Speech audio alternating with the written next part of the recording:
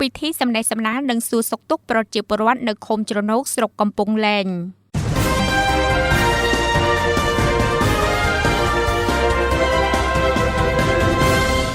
ព្រឹកថ្ងៃប្រហ័ស7រោចខែចែកឆ្នាំម្សាញ់សប្តាហ៍ស័កពុទ្ធសករាជ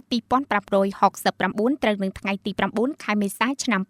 2026នៅឃុំជ្រនោកស្រុកកំពង់លែងមានពិធីសម្ដែងសម្ដាលសួរសុខទុក្ខនិងនាំយកអំណោយមនុស្សធម៌សម្ដេចតេជោធម្មដីជូនប្រជាពលរដ្ឋចំនួន230គ្រួសារមកពីឃុំដាចំនួន50គ្រួសារឃុំពោធិ៍ចំនួន50គ្រួសារនិងឃុំជ្រនោកចំនួន130គ្រួសារអញ្ជើញចូលរួមក្រោមអធិបតីភាពឯកឧត្តមបណ្ឌិតសូសុភ័ក្រទីប្រឹក្សាសម្ដេចអគ្គមហាសេនាបតីតេជោហ៊ុនសែនប្រធានព្រឹទ្ធសភានៃព្រះរាជាណាចក្រកម្ពុជានិងជាប្រធានក្រុមការងារមនុស្សធម៌សម្ដេចតេជោធម្មដីទីប្រឹក្សាសម្ដេចអគ្គមហាសេនាបតីតេជោហ៊ុនសែនប្រធានព្រឹទ្ធសភានៃព្រះរាជាណាចក្រកម្ពុជានិងជាប្រធានក្រុមការងារមនុស្សធម៌សម្ដេចតេជោធម្មដីឯកឧត្តមសុនសវណ្ណរិទ្ធអភិបាលនៃគណៈអភិបាលខេត្តកំពង់ឆ្នាំងព្រមទាំងឯកឧត្តមលោកចំទាវប្រតិភូអមដំណើរលោកស្រីក្រុមការងារថ្នាក់ខេត្តចុះមូលដ្ឋានគណៈអភិបាលអាជ្ញាធរភូមិឃុំប្រជាពលរដ្ឋចូលរួមសរុប250នាក់ឯកឧត្តមបណ្ឌិតសូសុភ័ក្រទីប្រឹក្សាសម្ដេចអគ្គមហាសេនាបតីតេជោហ៊ុនសែននិងជាប្រធានក្រុមការងារមនុស្សធម៌សម្ដេចតេជោធម្មដី